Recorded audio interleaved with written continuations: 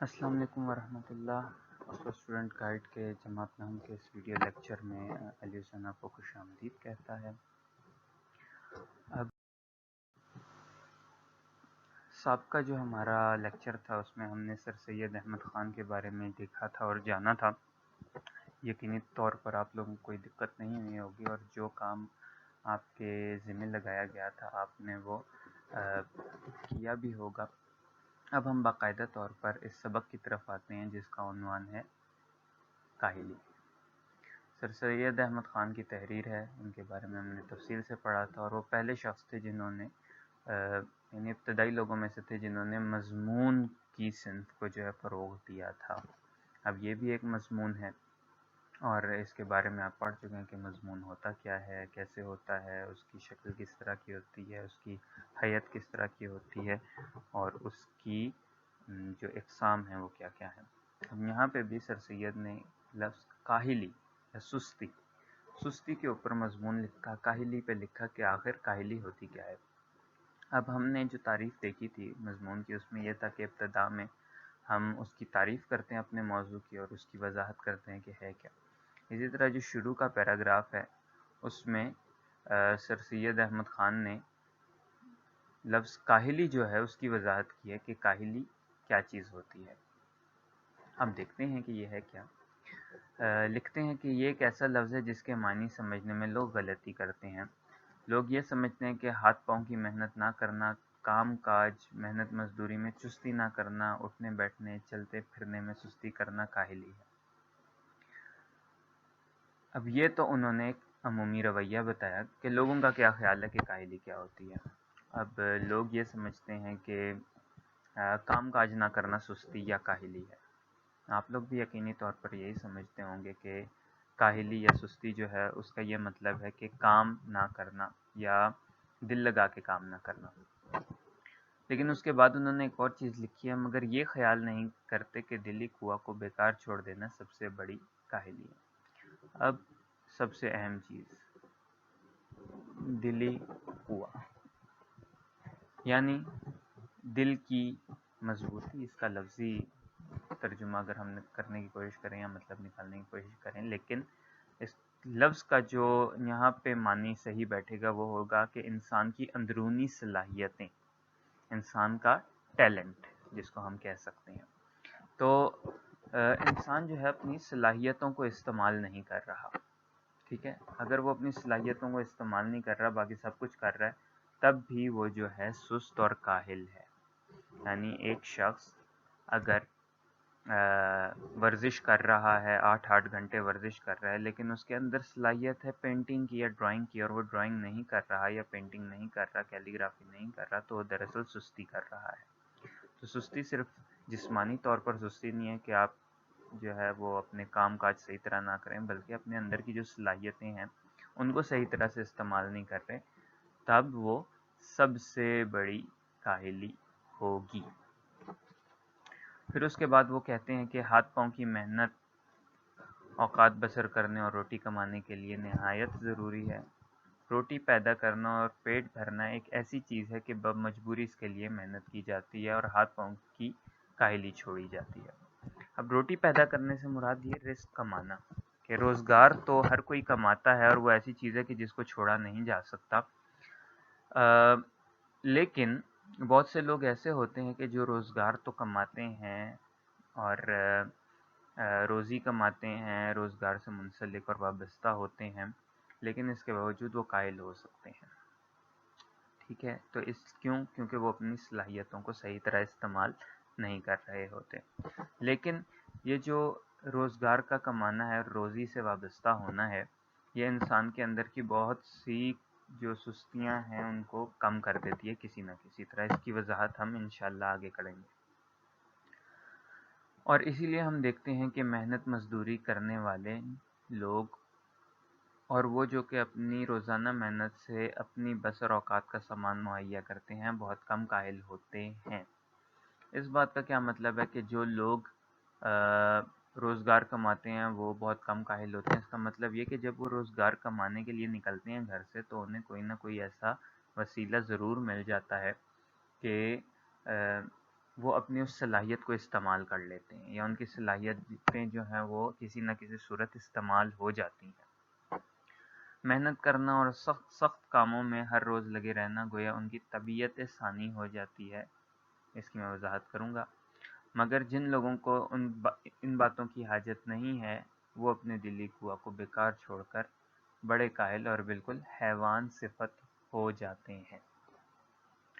اب جو لوگ محنت کرتے ہیں، روزگار کمانے کے لیے گھر سے نکلتے ہیں، تو کچھ نہ کچھ کرنا ان کی طبیعت ثانی ہے۔ اس لفظ کو فطرت ثانی بھی کہا جاتا ہے، اور فطرت ثانی کا مطلب اس کا اگر ترجمہ کریں تو دوسری عادت۔ اب دوسری عادت سے مراد یہ کہ فطرت جو ہوتی ہے وہ پیدائشی طور پر انسان کی ہوتی ہے، یعنی پیدائشی طور پر اس کی جو صلاحیت ہوتی ہے، جیسے کہ بھوک لگنا فطرت ہے کہ کچھ نہ بھی کریں تب بھی وہ چیز کرے گا۔ اسی طرح سونا ہر انسان کی فطرت ہے، وہ تب بھی سوئے گا اگر اس کو آپ جتنی مرضی کوشش کر لیں جگانے کی، ٹھیک ہے، اور مسلسل جاگتے رہنے کی۔ تو فطرت ثانی یا طبیعت ثانی وہ عادات ہوتی ہیں کہ جو اگرچہ اس کی فطرت میں نہیں ہوتی، پیدائشی طور پر نہیں ہوتی، لیکن اس نے ان کو اتنا دہرایا ہوتا ہے کہ وہ عادت جو ہے اس کی فطرت کی جگہ لے لیتی ہیں، اور آدمی جب تک اس عادت کے مطابق نہ چلے تب تک وہ بے چین رہتا ہے، اور اس کو اسی طرح لگتا ہے اس نے یا تو کھانا نہیں کھایا یا وہ سویا نہیں ہے، یا اسی طرح جو دوسرے فطری اعمال ہیں وہ نہیں کیے۔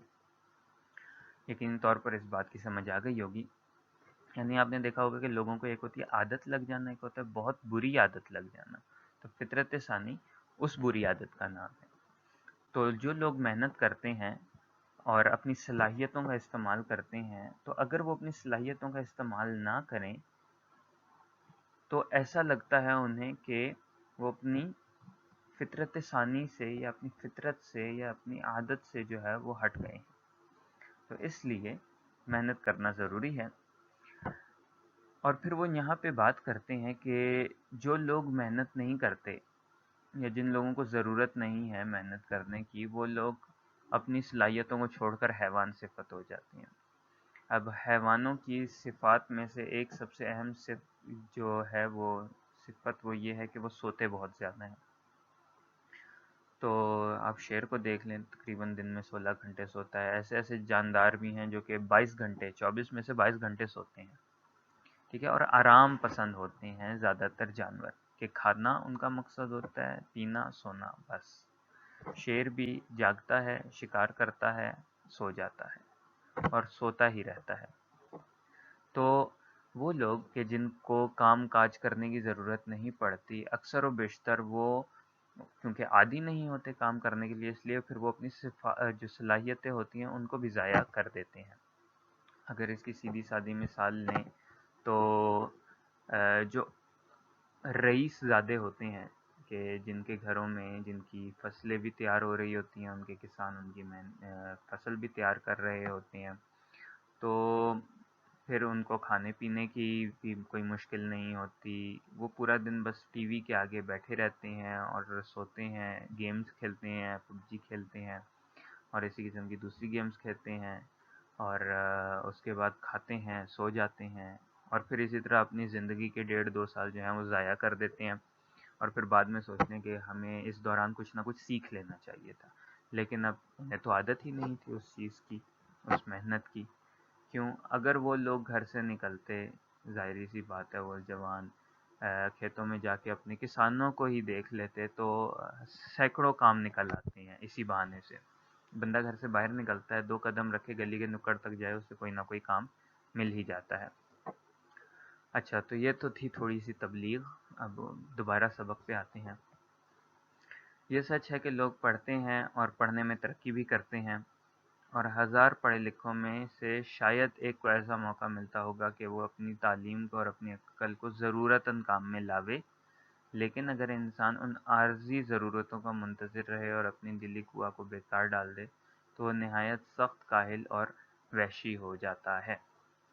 اب وہ کیا کہنا چاہ رہے ہیں؟ وہ یہ کہہ رہے ہیں کہ لوگ پڑھتے ہیں، ٹھیک ہے، اور پڑھنے کے بعد جو ہے وہ پڑھائی کرنے کے بعد اس تعلیم کو جو ہے استعمال کرتے ہیں، لیکن ایسے بہت سے لوگ ہیں کہ جو اس تعلیم کو استعمال نہیں کرتے اور اپنی صلاحیتوں کو استعمال نہیں کرتے، یعنی انہوں نے جو تعلیم حاصل کی ہوتی ہے وہ اس کا فائدہ نہیں اٹھاتے، اور نتیجہ کیا نکلتا ہے کہ وہ جانوروں کی طرح کاہل اور وحشی، کاہل یعنی کام چور، اور وحشی، وحشی سے مراد یہاں پہ جانور کے لیے یہ لفظ استعمال کیا گیا ہے، وحشی جانور، حیوان صفت۔ انسان بھی مثل اور حیوانوں کے ایک اور حیوان ہے، یعنی انسان بھی دوسرے جانوروں کی طرح ایک جانور ہے، اور جب کہ اس کے دلی قوہ کی تحریک سست ہو جاتی ہے اور کام میں نہیں لائی جاتی تو وہ اپنی حیوانی خصلت میں پڑ جاتا ہے۔ اب وہ یہ کہنا چاہ رہے ہیں کہ انسان دوسرے جانوروں کی طرح ایک جانور ہے، اور اگر وہ اپنی اس صلاحیت کا استعمال نہ کرے تو اس کے اندر کا جو جانور ہوتا ہے وہ اس پہ غالب آ جاتا ہے۔ اب ایک شعر یاد آ گیا ہے، بس خاک پڑ گئی ہے بدن پر زمین کی، ورنہ مشابہت تو میری آسماں سے ہے۔ ذوالفقار عادل کا شعر ہے کہ اصل میں تو میں آسمانوں سے تعلق رکھنے والا ہوں، لیکن یہاں رہ کر جو مجھ پہ اثر ہوا ہے وہ ہوا ہے اس مٹی کا، اور مٹی میں رہتے ہوئے جو میری صفات ہیں وہ بالکل مٹی جیسی ہو گئی ہیں، اور جسمانی باتوں میں مشغول ہو جاتا ہے اور انسانی صفت کو کھو کر پورا حیوان بن جاتا ہے۔ بس ہر ایک انسان پر لازم ہے کہ اپنے اندرونی قوہ کو زندہ رکھنے کی کوشش میں رہے اور ان کو بیکار نہ چھوڑے۔ اب انسان پر لازم ہے کہ وہ اپنے اندر کی جو صلاحیتیں ہیں ان کو کسی نہ کسی طرح استعمال کرتا رہے۔ اگر وہ خوشگلو ہے تو گنگنائے کوئی نہ کوئی چیز، اگر وہ شاعری کر سکتا ہے شاعری کرے، نت نئے خیالات آتے ہیں تو اس کو چاہیے کہ وہ کوئی چیز لکھے نئی، اور اگر وہ کچھ نیا بنا سکتا ہے تو چھوٹے موٹے پروجیکٹس بناتا رہے، اور اپنی ان صلاحیتوں کو کسی نہ کسی طرح استعمال کرتا رہے، یہ اس پر لازم ہے۔ اچھا، تو اب اگر آپ اگلا پیراگراف دیکھیں تو اس میں یہ کہا گیا کہ ایک ایسے شخص کی حالت کو خیال کرو جس کی آمدنی اس کے اخراجات کو مناسب ہو اور اس کے حاصل کرنے میں اس کو چندہ محنت و مشقت نہ کرنی پڑے، جیسا کہ ہمارے ہندوستان میں ملکیوں اور لاکھ راجداروں کا حال تھا، اور وہ اپنے دلی قوہ کو بھی بیکار ڈال دے تو اس کا کیا حل ہوگا۔ یعنی وہ کہہ رہے ہیں فرض کرو ایک ایسے شخص کو کہ وہ گھر بیٹھا رہے اور اس کو کام کرنے کی ضرورت نہ پڑے، اسے محنت اور مشقت کرنے کی بالکل ضرورت نہ کرنی پڑے، اور اس کے باوجود اس کے پاس پیسے آتے رہیں۔ جیسے میں نے مثال دی تھی وڈیروں کی اور دیہاتی رئیس زادوں کی یا امیر زادوں کی، جو بالکل جنہیں کچھ نہیں کرنا پڑتا، جن کی زمینیں ہوتی ہیں اور جن کے پاس پیسے آتے رہتے ہیں۔ تو اس نتیجے میں کیا ہوگا کہ اگر کوئی شخص ایسا ہو تو وہ اپنی صلاحیتیں جو ہیں انہیں بیکار ڈال دے گا، ان کو پھر استعمال نہیں کرے گا۔ یہی ہوگا کہ اس کے عام شوق وحشیانہ باتوں کی طرف مائل ہوتے جاویں گے، مزیدار کھانا اس کو پسند ہوگا، قمار بازی اور تماش بینی کا عادی ہوگا، اور یہی سب باتیں اس کے وحشی بھائیوں میں بھی ہوتی ہیں، البتہ اتنا فرق ہوتا ہے کہ وہ پہواڑ بد سلیقہ وحشی ہوتے ہیں اور یہ ایک وزادار وحشی ہوتا ہے۔ اچھا، جیسے کہ میں بتا رہا تھا کہ ایک آدمی جو ہے وہ کوئی کام نہیں کرتا، ٹھیک ہے، اور اس کے باوجود اس کو پیسے ملتے رہتے ہیں، تو نتیجہ یہ ہوتا ہے کہ وہ اپنی صلاحیتیں کھو دے گا۔ اور اس کے برعکس اگر ایک ایسا شخص ہے کہ جس کو روزگار کمانے کے لیے گھر سے نکلنا پڑتا ہے تو وہ مجبور ہو جاتا ہے اپنی تمام تر صلاحیتوں کو استعمال کرنے میں۔ وہ یہی کوشش کرتا ہے کہ جو چیز اس کو سب سے زیادہ آتی ہے یا اس کے اندر موجود ہے اس کو کسی نہ کسی طرح استعمال کر کے اپنی صلاحیت کو اپنے لیے جو ہے وہ روزگار کمائے، اپنے گھر والوں کے لیے، اپنے معاشرے کے لیے کچھ بہتر کر سکے۔ جبکہ جو لوگ ایسا نہیں کرتے وہ کیا ہوتے ہیں کہ گھروں میں بیٹھے رہتے ہیں، بیکار پڑے رہتے ہیں، کوئی کام نہیں کرتے، کھانا پینا سونا، بس یہی ان کا کام ہوتا ہے، اور پھر کیا ہوتا ہے ان کے جو شوق ہوتے ہیں وہ وحشیانہ باتوں کی طرف مائل ہو جاتے ہیں، یعنی جنگلیوں والی، جانوروں والی وہ حرکتیں کرتے رہتے ہیں. وہ پھر صرف اپنی خواہشات کی پیروی کرتے ہیں اور اپنی عقل کو استعمال نہیں کرتے. کیا جانوروں میں اور انسانوں میں یہی فرق ہے کہ انسان سوچتا ہے کہ کیا صحیح ہے، کیا غلط ہے، کیا کرنا چاہیے، جبکہ جانور اس کا جو دل چاہتا ہے وہی کرتا ہے. جب اس کو کھانے کی حاجت ہوگی وہ کھانا کھائے گا، سونے کی حاجت ہوگی وہ سو جائے گا، اس کے ارد گرد کچھ بھی ہوتا رہے وہ بالکل فکر نہیں کرتا. تو انسان نے اللہ تعالیٰ نے انسان کو اشرف المخلوقات جب بنایا ہے تو اشرف المخلوقات کیوں بنایا ہے؟ کیونکہ وہ جانور، حیوان، جن اور فرشتے کی درمیانی حالت ہے، کہ وہ فرشتوں کی طرح اللہ کے تمام احکام بھی قبول کرتا ہے اور جانوروں کی طرح اس کے اندر یہ صلاحیت بھی ہے کہ وہ اپنی فری ول یا اپنی خود مختاری سے کچھ کر سکے. اور انسان نے کرنا کیا ہے کہ اپنی خود مختاری کو استعمال کرتے ہوئے، اپنی مرضی کو، اپنی آزادی کو استعمال کرتے ہوئے اللہ کی طرف رجوع کرنا ہے. اچھا، تو ویسے بھی ایک جملہ کہا جاتا ہے کہ خالی دماغ جو ہے وہ شیطان کا گھر ہوتا ہے. تو جو آدمی کچھ نہیں کرے گا، نتیجہ کیا نکلے گا کہ وہ وحشی ہو جائے گا، شیطان کے وسوسوں میں پڑ جائے گا. مزیدار کھانا اس کو پسند ہوگا، صرف کھانا پینا سونا، وہی بات، کھانا کھانا کھانا. قمار بازی تماش بینی کا عادی ہو جائے گا. اب یا تو جوا کھیلے گا یا کسی طرح کے کھیل کھیلنا شروع کر دے گا. اور کھیلوں میں بھی مزہ تب آئے گا کہ جب وہ ہر کھیل میں جو ہے وہ جوا کھیلنا شروع ہو جائے گا. جیسے کہ لوگ اب کرکٹ میں بھی جوا کھیل رہے ہوتے ہیں، فٹ بال میں بھی، یعنی ہر کھیل میں وہ پہلے تو کھیل کو بحیثیت کھیل کھیلتے ہیں، جب اس میں مزہ نہیں آتا تو پھر اس کھیل میں جوا استعمال کرنا شروع کر دیتے ہیں. تماش بینی یعنی ہر وقت الٹے سیدھے تماشے دیکھتا رہے گا، وہی جن کا کوئی سر پیر نہیں ہوتا، بس ہنسنا ہنسانا، ناچ گانا، اس طرح کی چیزیں جو ہے وہ دیکھتا رہے گا. اب اس میں اور وحشیوں میں کیا فرق ہوگا عام جاہلوں میں؟ کہ وہ جو عام جاہل ہوں گے وہ پہواڑ بد سلیقہ وحشی ہوں گے. بد سلیقہ سے مراد ایسا شخص جس کو کچھ نہ کرنا آتا ہو، یعنی ان کو بات کرنے کا طریقہ نہیں آئے گا، لباس پہننے کا ڈھنگ نہیں ہوگا، چھوٹے بڑے کی تمیز نہیں ہوگی، کوئی ادب آداب نہیں ہوں گے، اور اس کے علاوہ جانوروں والی خصلتیں ہوں گی. لیکن یہ کیا ہوگا کہ یہ ایک وزادار وحشی ہوگا. وزادار سے مراد اس کو کپڑے پہننے کا ڈھنگ ہوگا، ٹھیک ہے، اس کو بات کرنے کا طریقہ آتا ہوگا، یعنی امیروں کی طرح کہ، اور اس کو اچھی چیزیں تو ساری آتی ہوں گی، اس کے باوجود یہ ایک وحشی جانور جاہل ہوگا. یعنی آپ کے پاس اتنا سب کچھ ہے، اس کے باوجود آپ ایک جانور ہی ہیں. بالکل ویسے ہی جیسے میرے ذہن میں خیال آ رہا ہے کہ ایک چمپینزی ہے، بندر ہے جو کہ جنگل میں رہ رہا ہے اور ادھر سے ادھر چھلانگے مار رہا ہے، ٹہنی سے ٹہنی، اور شور کر رہا ہے، الٹی سیدھی طرح کا آوازیں نکال رہا ہے. اور اسی کے برعکس ایک ایسا جانور نظر آ رہا ہے کہ ایک ایسے چمپینزی نظر آ رہا ہے، سرکس میں رہتے ہوئے اس نے ٹوپی بھی پہننا سیکھ لی ہے، اس نے کپڑے بھی پہننا سیکھ لیا، اس نے گاڑی چلانی بھی سیکھ لی ہے، لیکن اس کے باوجود وہ ہے ایک بندر. ٹھیک ہے، تو اگر کوئی شخص اپنی صلاحیتوں کو استعمال نہ کرے تو یہ کہنا چاہ رہے ہیں کہ وہ ایک وحشی جنگلی جانور کی طرح ہوگا، اور ایک ایسے وحشی جانور کی طرح جو وزادار ہوگا، یعنی جس کو لباس پہننے کا ڈھنگ ہوگا، لباس پہننا آتا ہوگا، اور گاڑی چلانی آتی ہوگی، اور یعنی ایلیٹ کلاس کی طرح دکھتا ہوگا، لیکن ہوگا پھر بھی جانور ہی. اگلے پیرے کی طرف آتے ہیں.